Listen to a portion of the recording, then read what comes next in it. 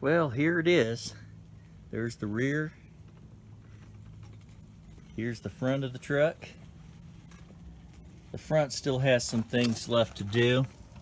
As you can see, I did the sway bar links a few videos ago. I need to install the new shocks, the new brake lines. As I was removing the old factory rusted out brake line, it broke, so I had to order some new hard lines for the brakes, at least to the fronts. And basically I ordered a whole brake kit, the whole hardline assembly for the entire truck just in case. So I've got both of those done. I ordered them so then I can rebuild the front brake lines and everything along with the steel braided lines. Now I had to end up changing what my initial plan was for the rear suspension. As you can see, here's the rear suspension installed. But see the difference I had to do? At first I had the block on the bottom, the 2-inch block, and that was too much lift. I couldn't connect the back bolt. It was just too much. So what I had to do is put the block on top, which just gives me more, room to access it, because the studs were too long without the block. With the block, I don't have excessive studs sticking out of the nut. So you can see on the other side how it looks right there. That's how I did it. I put the block underneath, then the spring, and the U-bolts. I had to do it that way because I had the block underneath and it was really too much lift.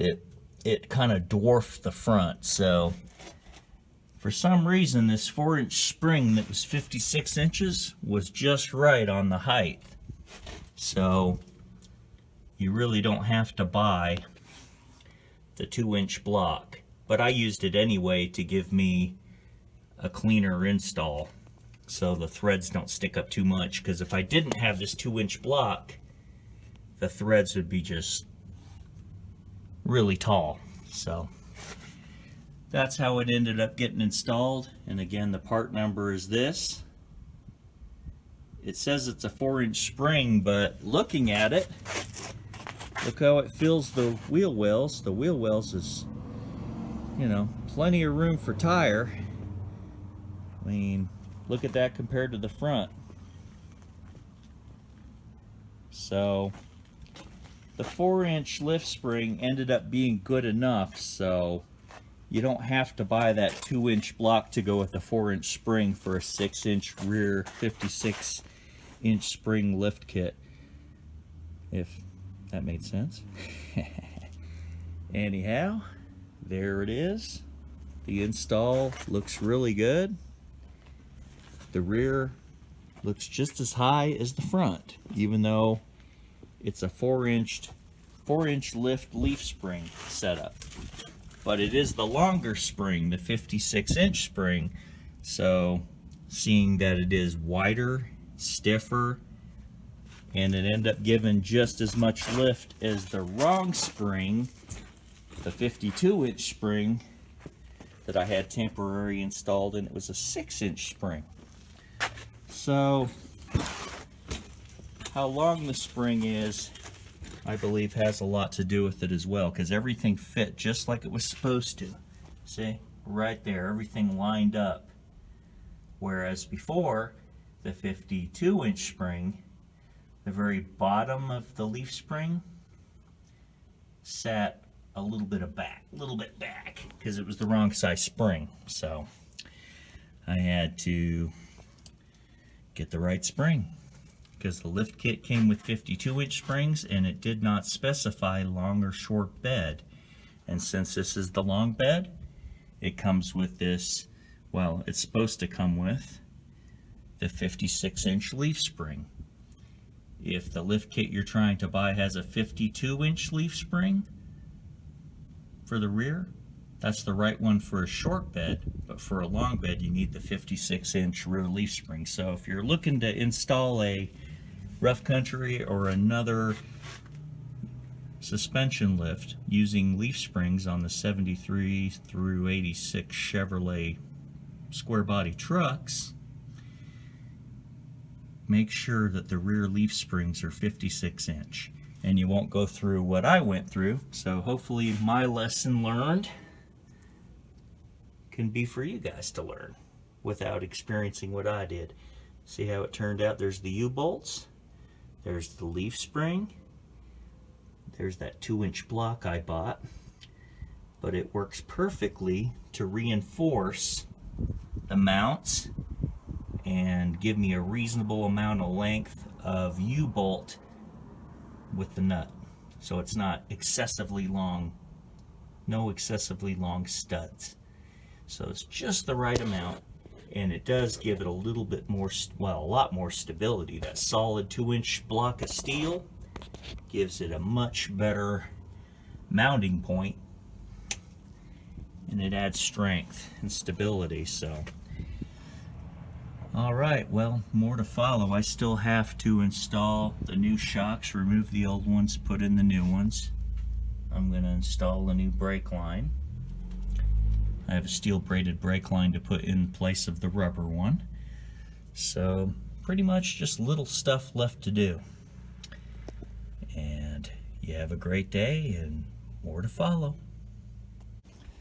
Okay, got another thing done. Got the shock installed, both of them. You put these two bushings on the inward side, and both areas of the shock get a bushing, a rubber bushing that comes with the kit. There's a nut in the back of this frame, and the bolt is right there. So bolt goes through 2 big bushings, 2 rubber bushings, and then the nut goes from behind the frame and you tighten it up. So that's how that goes. And then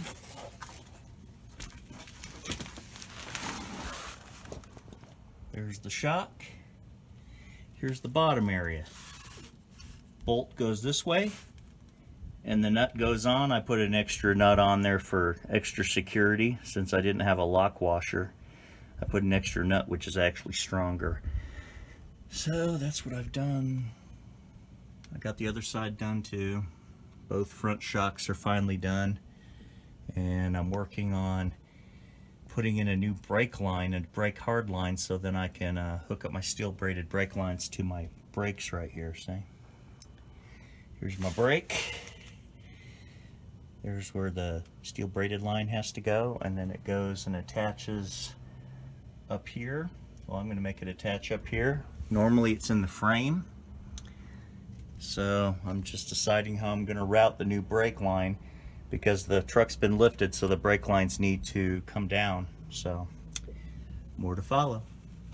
Just in case some of you guys have some bad luck like I did, and when you try to remove the stock front rubber brake hoses, the steel brake lines, brake tubes, are so rusted and old, like mine are like 43 years old, so they would not separate. They actually broke. So I ordered this new intake tube kit, or inline tube kit. Comes with all these nice brake hoses, a complete brake line kit. You know, it's pretty nice. Comes with all the brake hoses that you need for the entire truck, for basically a K20, K10, K30, you know, all the brake hoses that you need from front to rear, from the master cylinder all the way back. So just in case you have the bad luck I did, well, inline tube, that's the place. And I'll see if I could show you the shipping label, you know. Inline tube. Yeah, it's kind of hard to see it. But yeah, kind of hard to see everything, but that might be a way to look it up.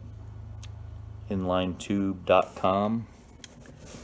They're out of Michigan, so if you had the bad luck that I do, and bad luck that I had already with those weak factory brake tubes, it's time for some new ones. And the entire kit, shipped and everything, was about $195 for the entire brake tube kit that goes from the master cylinder all the way to the back. So if you guys end up needing some brake tubes after trying to change the brake lines with steel braided ones, well, there's the route you take.